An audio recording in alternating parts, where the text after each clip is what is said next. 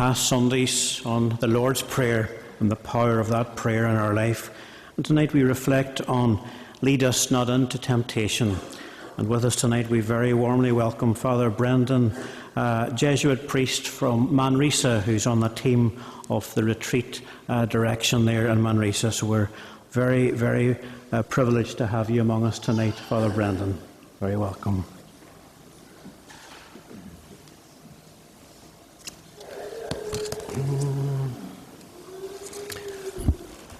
Good evening, everyone. The definition of a Jesuit is a subtle mixture of wit and charm, half charm and half wit. You get it? That's a joke. That's a joke there. I'll put my hand up again. If I'm telling a joke, I'll put my hand up.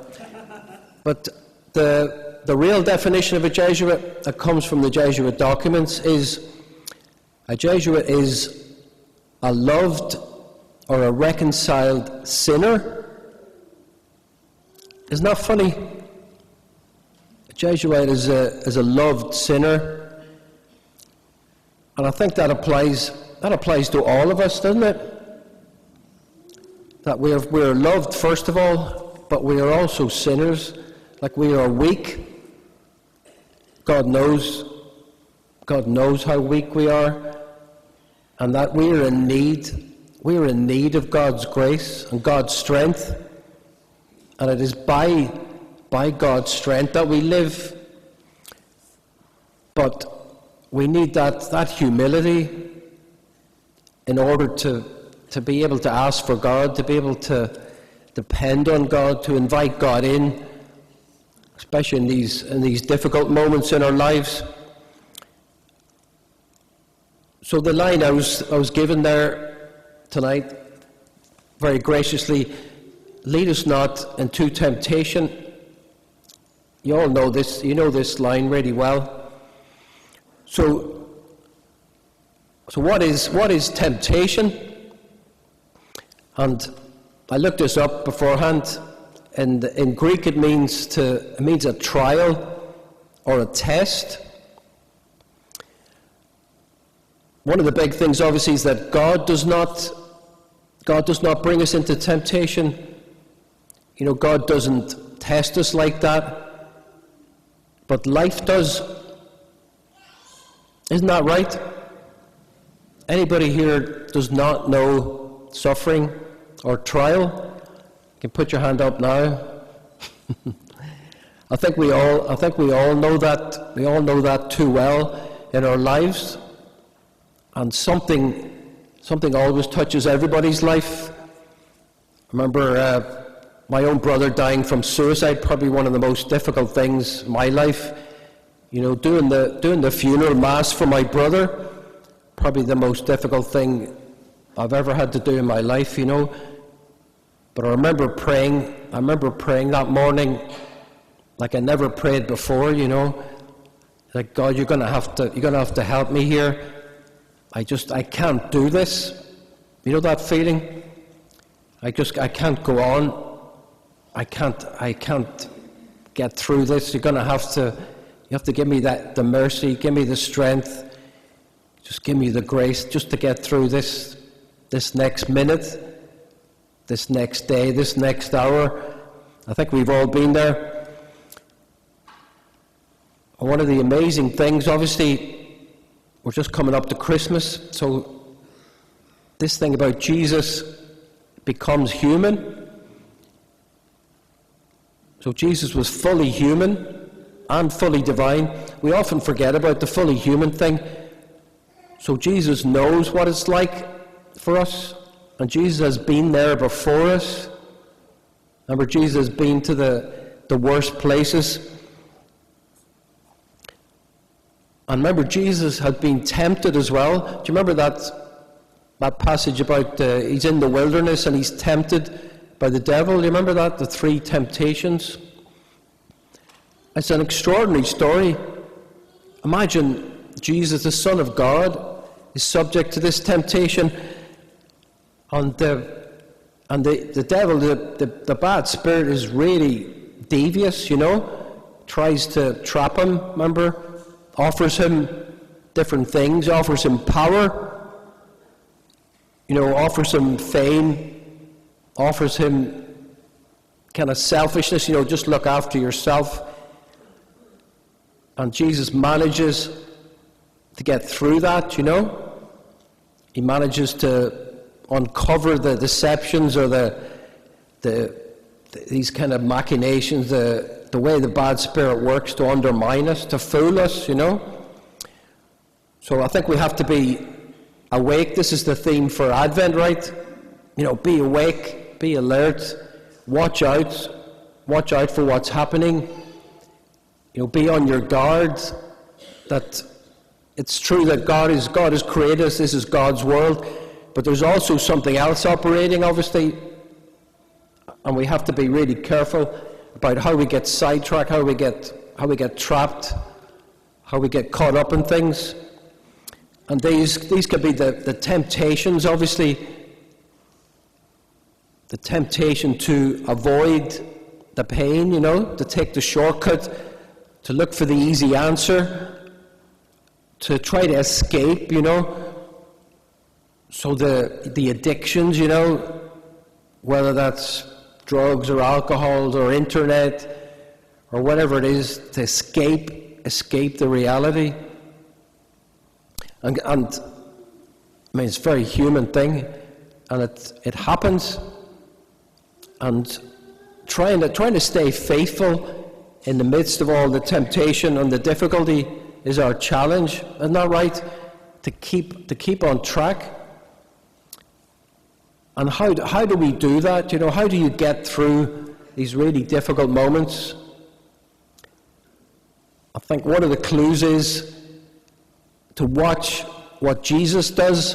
Isn't that right? We've got to keep our eyes on Jesus, especially the crucifixion, the cross.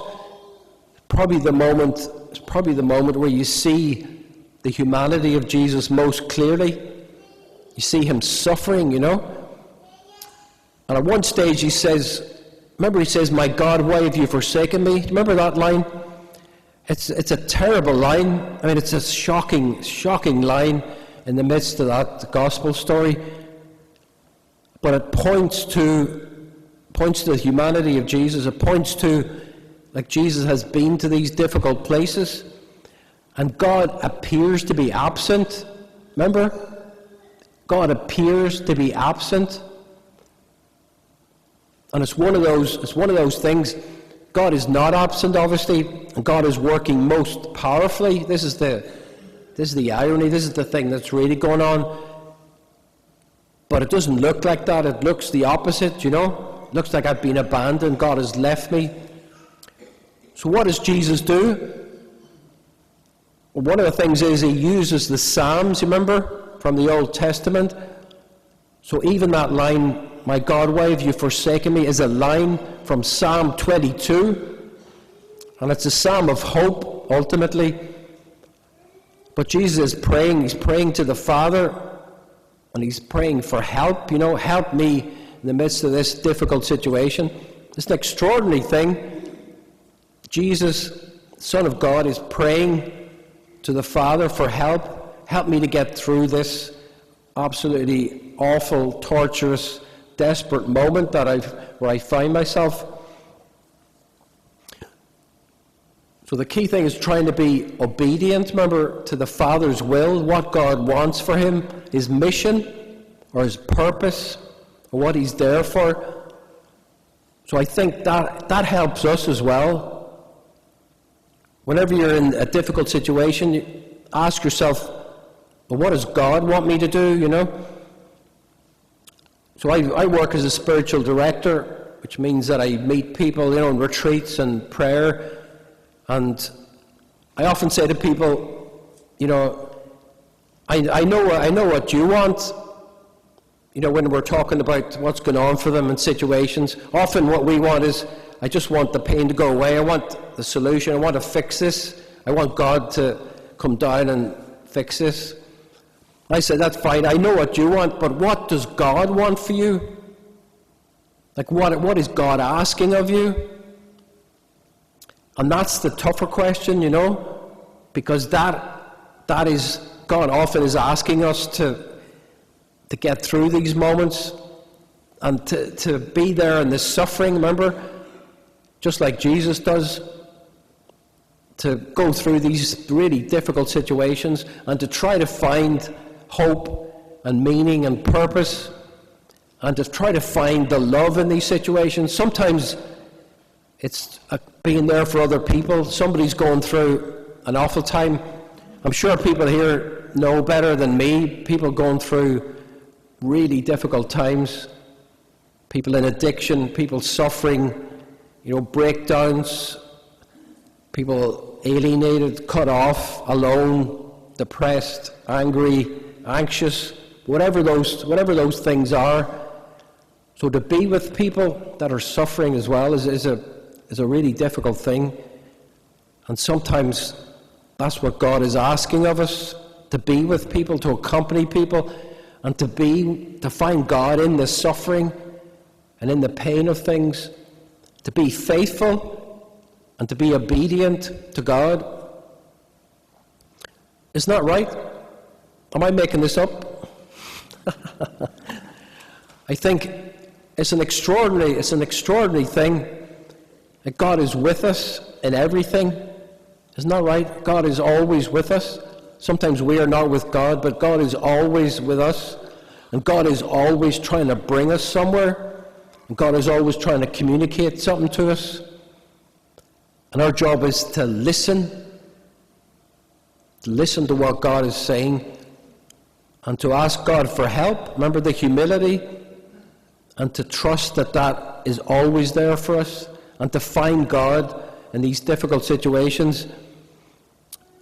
Myself and a friend from Belfast, we wrote a book called Finding God in the Mess. Finding God in the mess. Sometimes we find ourselves in a mess and we think that God has left us, but God is with us in the mess. And God doesn't want to keep us there. Obviously, God wants us to move on, to find a way through, to find solutions for things. But there's no shortcut. We have to walk that road, and sometimes that's the road of Calvary. That's the road of the cross, the difficult, the hard road. Sometimes God is with us, and there is some consolation in that for us. Like there is some knowing that I'm doing what God wants is the key thing. I can put up with almost anything if I know that God is with me and that God is bringing me through this.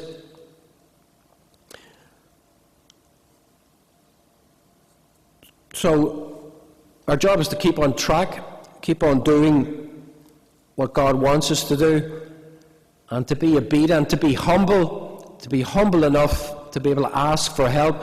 I think pride obviously is one of the big things that gets in the way, Like I'm going to do it myself, or I don't need God, I don't need anybody else. I can do this myself. And it doesn't work, obviously, because we're limited and we've only got so much energy, and we need God's help. We have this absolute desperate need for God, which is built into us. And that is what prayer is. Remember, prayer is just simply being real with God. You know that word, to be real with God? So, to ask God for help. Sometimes we're angry with God, and we have to give that to God as well. We have to have this conversation with God, asking for things, but also listening. I always say to people, it's got to be a two-way conversation. Otherwise, I'm not listening. Isn't that right? Otherwise, it's just me talking. And we have to listen to what God is saying. So there has to be speaking and there has to be listening. I need to hear what God is saying to me. I need to be able to respond, to listen, to figure out what God is saying. And God is always speaking to us. Isn't that right? God is always speaking to us. So through the Mass, through the sacraments, through prayer, but also through other people, isn't that right? Through the world, through nature, through what's happening.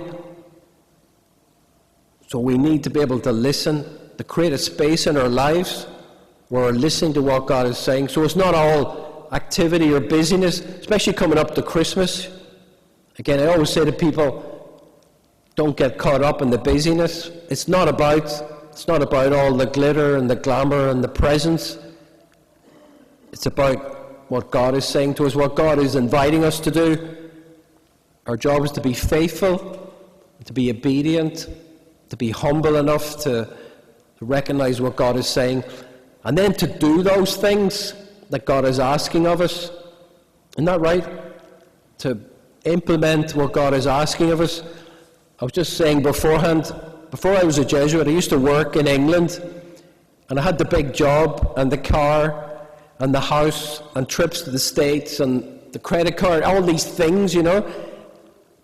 But I was so unhappy inside.